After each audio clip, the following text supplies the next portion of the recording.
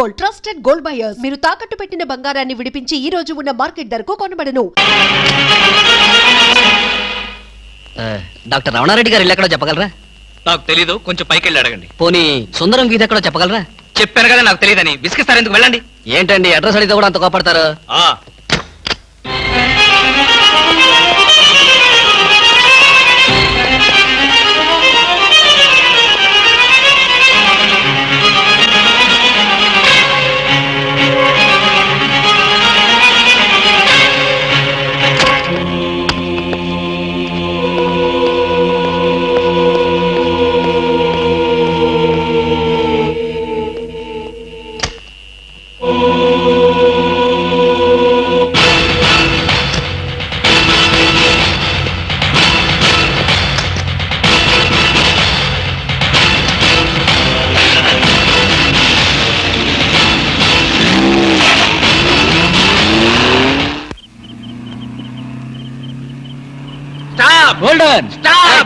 Idiots, బుద్ధి లేదు.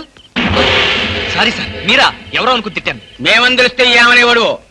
అడ్డగాడితలాగా కారుకు అడ్డం పడితే ఎవరో అనుకుని తిట్టాను సార్. మీరు పోలీసులు కదా, గుడ్ నైట్ చెప్పి వెళ్ళిపోవడమే. అది సరే, నువ్వు అర్ధరాత్రి పూట ఇంత స్పీడ్ గా కారు తోలుతున్నావంటే మాకేదో అనుమానంగా ఉంది. నా మీద మీకు అనుమానం లేనిదెప్పుడు, రాందెప్పుడు? అయితే ఎక్కడికి వెళ్తున్నావు చెప్పు.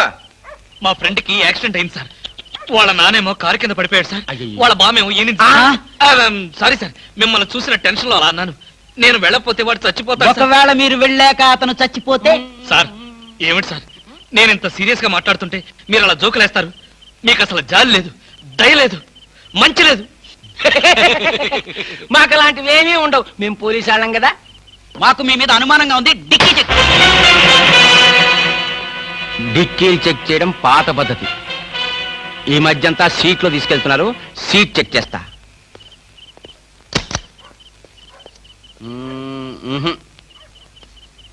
ఏం లేదు, మీరు వెళ్ళచ్చు. అసలు సంగతి మర్చిపోయాం.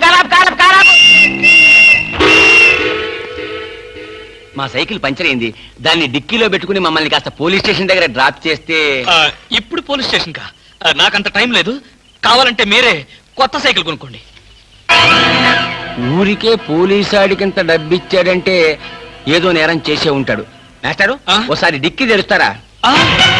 డిక్కీ తెరవండి. రండి, డిక్కీ తెరవండి.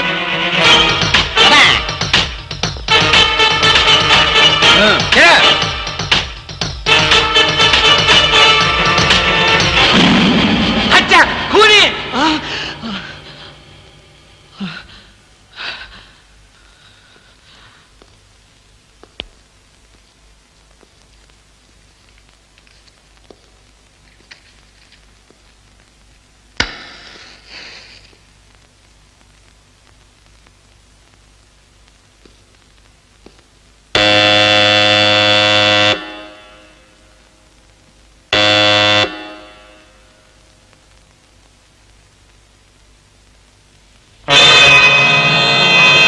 తప్పు చేసిన వాడు స్నేహితుడైనా బంధువైనా సరే వదిలిపెట్టేది లేదు.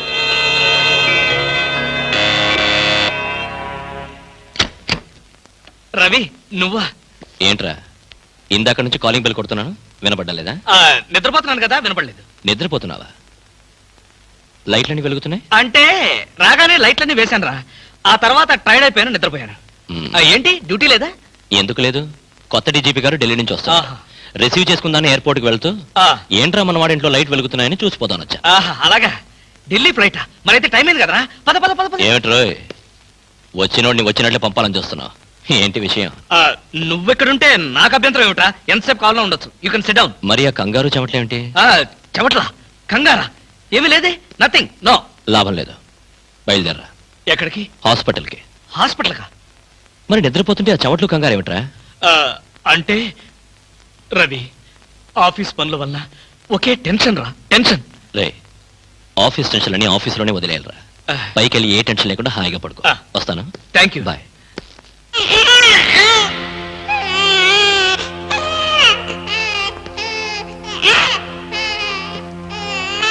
అది టీవీ టీవీ టీవీలో పిల్లాడి ఏడుపు వస్తున్నట్టుగా ఉంది.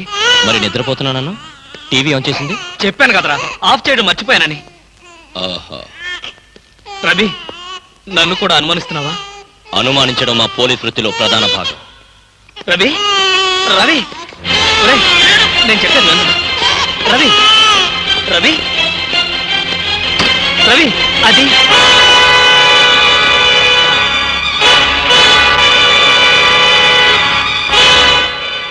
రవి అలా చూడకరా, అది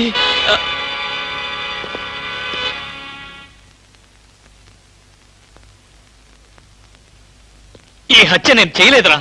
అయితే ఈ హత్య ఎవరు చేశారు? నాకు తెలీదు. ఆ అమ్మాయి ఎవరు? తెలీదు. మ్మ్హ్మ్. ఆ అమ్మాయి ఎవరో నీకు తెలీదా? ఈ హత్య ఎవరు చేశారో నీకు తెలీదా? నీ ఇంట్లో నీకు తెలియకుండానే ఈ హత్య జరిగిందా? అది నేను నమ్మాలా? రవి అసలు ఏం జరిగిందంటే,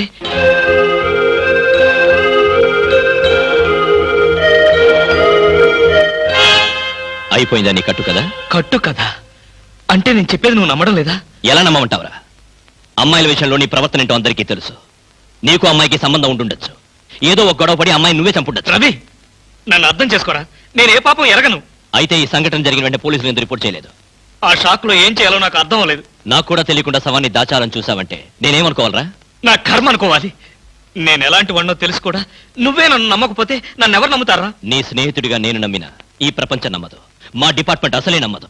అయితే ఇప్పుడు పోలీసులు ఫోన్ చేస్తే నిజాయితీగా బేడీలు వేయించుకున్న వాడవుతావు. రవి నీ నిజాయితీకి నీ స్నేహితుడిగా నేను గర్వపడతాను. అయితే చెయ్యని నేరానికి శిక్ష అనుభవించక తప్పదా? అంతేగా. నువ్వు నేరం చేశావా లేదా అన్నది కాదు ప్రశ్న. జరిగిన సంఘటన ఏ మార్చావు? ఏ చట్టం నోరు నువ్వు నొక్కాలని ప్రయత్నించావో అదే నోరు తెరిచి నువ్వు నేరం చేశావంటోంది. ఏ న్యాయం కళ్ళు నువ్వు కప్పాలని ప్రయత్నించావో అవే కళ్ళు నిన్ను ఉరిమి చూస్తాయి. ఈ ప్రమాదం నుంచి నేను బయటపడే మార్గమే లేదా రవి? ఉంది. ఒక స్నేహితుడిగా నీకు సాయం చేస్తాను. థ్యాంక్స్ రా. అయితే ఓ మాట చెప్పు. తను చనిపోయే ముందు ఆ అమ్మాయి ఎవరో ఏమిటో వివరాలు చెప్పిందా? లేదు. తనకు సంబంధించిన మనుషుల పేర్లు గాని స్నేహితుల పేర్లు గాని చెప్పిందా? ఒక్క మాట కూడా చెప్పలేదు. ఇక్కడ వచ్చినప్పుడు తనతో పాటు ఏదైనా వస్తువులు తెచ్చిందా? గుర్తులేదు. సరే సరే, పద పెరట్లో పూడ్చి పెడతాం.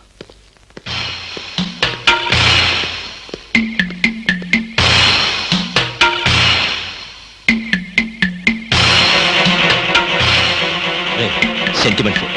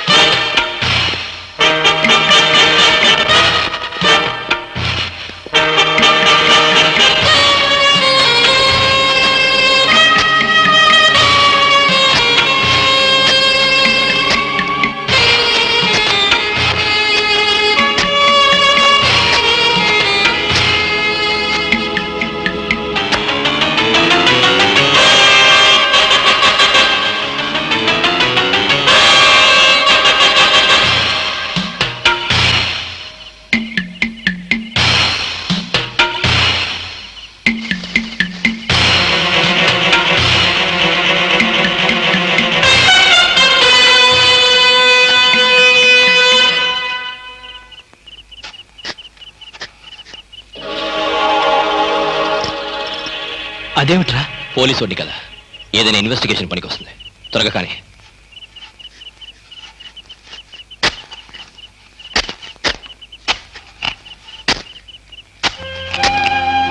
ఒరే ఆపరా.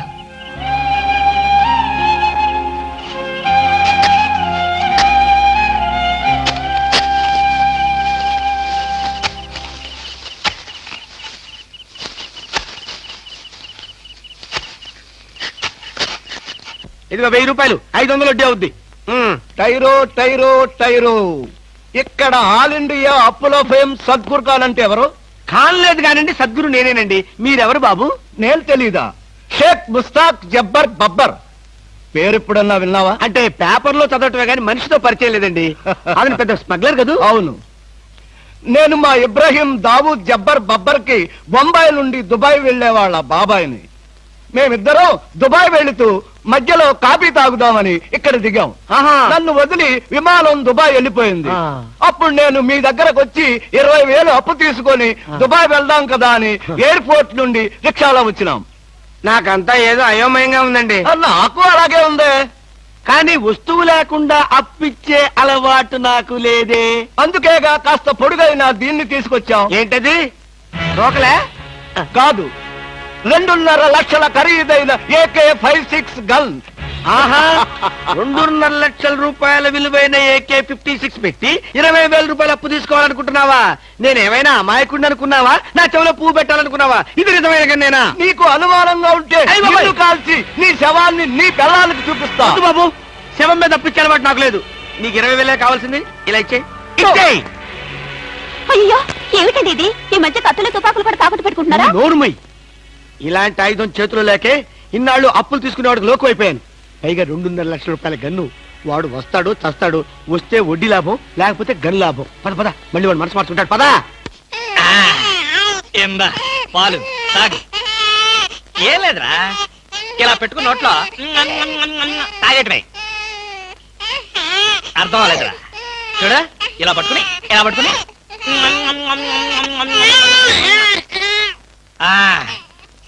ఉరి ఉరి ఉరి ఏడవకరా. మా అమ్మ గదు, మా నాన్న గదు, పిల్లల్ని ఎలా ఆడించాలో నాకు చేత కాదురా. కొత్తరా. చూడు, నీకోసం ఎన్ని బొమ్మలు కొనుక్కొచ్చాను చూడు. ఇంకా నీకేం కావాలో అన్ని అడుగు, ఏం కావాలంటే అన్ని కొనిస్తాను, ఒక్క మీ అమ్మని తప్ప. అయ్యయ్యో, కోతిని చూస్తావా? కోతి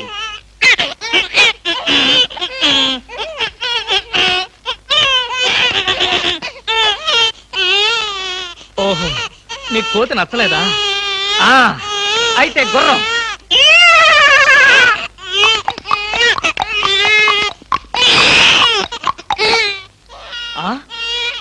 ఇది నచ్చలేదా? నీ బాధ ఏంటో నాకు అర్థం కాదు, నా భాష ఏంటో నీకు తెలియదు. ఓహో, కుక్క కావాలి నీకు. కరెక్ట్.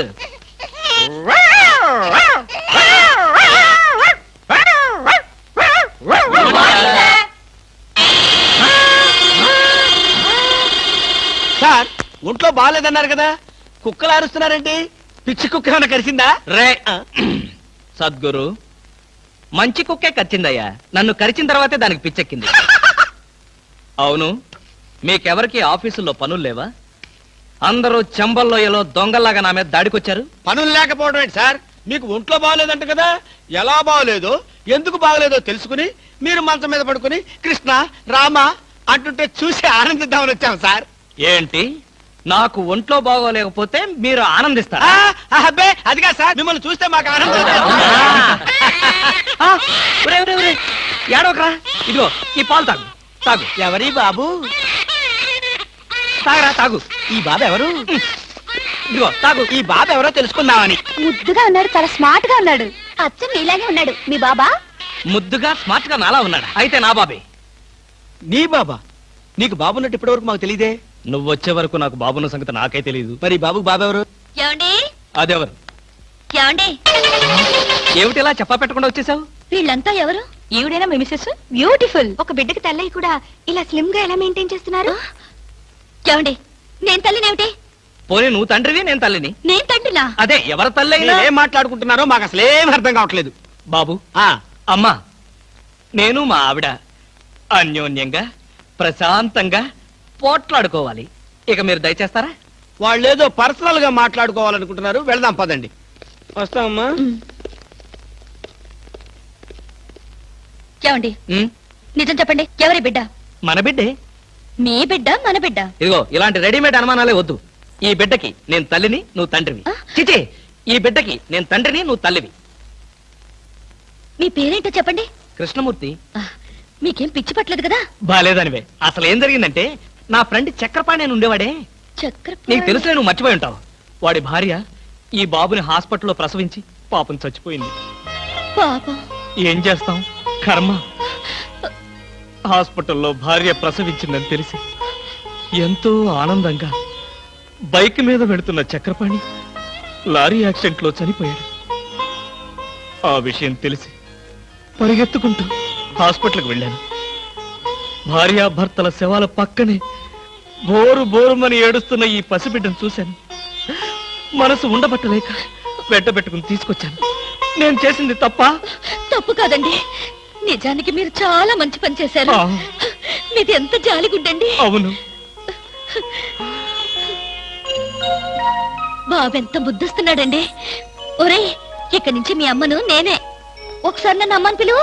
నువ్వు బుజ్జి కదూ, నా బంగారు కదూ, ఒకసారి నన్ను అమ్మని పిలువురా. అబ్బా, మరీ అంత తొందర పెడితే ఎలా బామ్మ? నిన్నేగా వాడు పుట్టింది. అరే ఎంత పనిచేసావురా. భలే మంచి పని చేశాడులే. ఆ మాత్రం ఛాన్స్ నాకు లేకుండా పోయింది. ఛ, ఊరుకోండి. నిజం బామ్మ, పిల్లల మీద ఎన్నిసార్లు ఉచ్చబోస్తే అంత ప్రేమ ఉన్నట్టని పెద్దలు చెప్పారు. మీకు చెప్పారా? నాకు చెప్పలేదులే, ఎవరితోనో చెప్తుంటే విన్నా.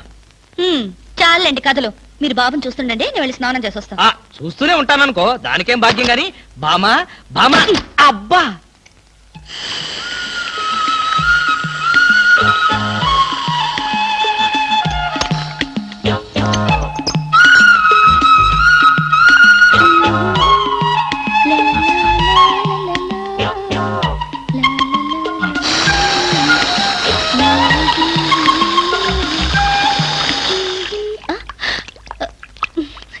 ఏమండి, నీళ్లు రావడం లేదు. ఆ తెచ్చగా బకెట్తో. తలుపు తీ. ఉమ్, ఆ, ఇవ్వండి. నేను హెల్ప్ చేస్తాగా. ఆ, అబ్బబ్బబ్బా, ఏమిటండి? బకెట్తో నీళ్లు. అవును, నీళ్ల బకెట్ తో రెడీగా ఎలా ఉన్నారు? ఆగిపోతాయని మీకు ముందే తెలుసా? అదేమిటి, ఆఫ్ చేసింది నేనే కదా. ఎందుకు? ఎందుకేమిటి బామా? మ్మ్. ఇంట్లోంచి వెళ్ళి నువ్వు వారం రోజులు అయింది కదా.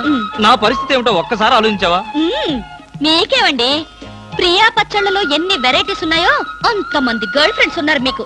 ఎంతమంది ఉంటే ఏమిటి? బాటిల్ పచ్చడి కింద బండ పచ్చడికి తేడా లేదా? నేను పండు పచ్చడా? అబ్బా, ఎప్పుడు చూసినా పోటాడతావేంటి? చంపేస్తావా నన్ను? స్వామి, ఏమి? నేను స్నానం చేయాలి, మీరు బయటికి వెళ్ళండి. అలాగే. చుచుం చుచుం